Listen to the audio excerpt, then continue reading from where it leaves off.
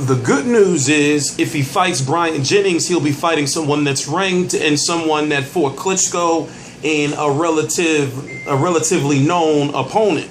Now, the date is supposed to be January the 9th, 2016 on Showtime or PBC. We don't quite know yet. I am T Street Controversy. This is T Street Controversy Live, and many questions are now abound on why Alexander Povetkin is taking a tune-up fight himself. Yeah, we should know that he knocked out Mike Perez in May, but Deontay Wilder fought Eric Molina in June, and the question now remains is, well, why not just wait and start negotiations after Deontay Wilder knocked out Eric Molina? So why is he fighting again on November the 4th against a ranked opponent in Maurice Wack? You know, he's also ranked highly by the WBC. But the question I'm having is, maybe are they building this fight up to be bigger than what it already is going to be? Because the fight is big for many reasons. Many fans feel that Deontay Wilder may get knocked out by Alexander Povetkin.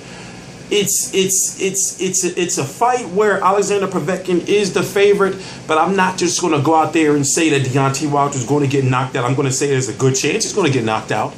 But I feel like this. I see what Deontay Wilder and his team are doing, or I think I see what they're doing, because remember, he fought Stavern in January, Eric Molina in June, and then fought Johann Duhaupas September the 26th. And then if he fights in January, that'll be 4 fights within a year. And Deontay Wilder, whether people realize it or not, he has made like $6 million already, you know, boxing with Al Heyman in this fiscal year alone. So I'm thinking that the plan is to get him as much money as they possibly can get him right now, you know, before putting him in there against a big fight against Alexander Povetkin. Because let's say, well, he hasn't made a 6 million. I'm saying he made about 5 million, you know, this year alone, you know, off of the Stavern fight, the Johann Duhaupas fight, and the Eric Molina fight. If he fights Brian Jennings, you know, maybe he can make 1.5 or something like that for that fight. So I'm thinking they're like, all right, well, let's make you as much bread as we possibly can and get you as many victories as we possibly can, because when you go up against Alexander Povetkin, you take a loss, Deontay Wilder's stock is going to drop tremendously. This is a fight where he really, really, really, really needs to win, you know, to show fans that he's a legitimate heavyweight, because fans just don't believe.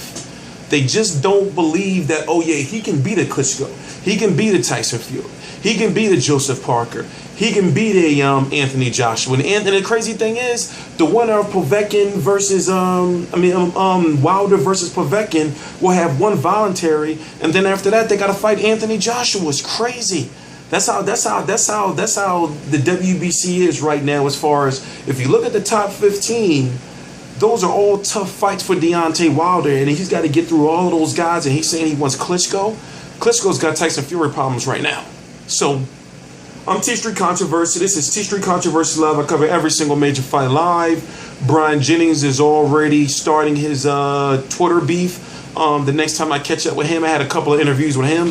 The next time I catch up with him, I will be talking to him. He's actually the former WBC silver champion, but he decided to go the path of fighting Klitschko instead of going the path of fighting Deontay Wilder. But now look, he's ranked like number 5 by the WBC, and he's well on his way to another shot with a couple of more wins if Deontay Wilder doesn't choose him for January. But whatever happens, the winner of Deontay Wilder versus Brian Jennings will have to fight Alexander Povetkin sometime in March or April or May. I'm thinking that that Wilder wants to push this, you know, as far as it can go. Also, the WBC has went on record to say that they won't even sanction the fight because Alexander Povetkin has to be next. There's a whole bunch of craziness with this, but as time goes on, we will see. I'm T Street Controversy. This is T Street Controversy Live.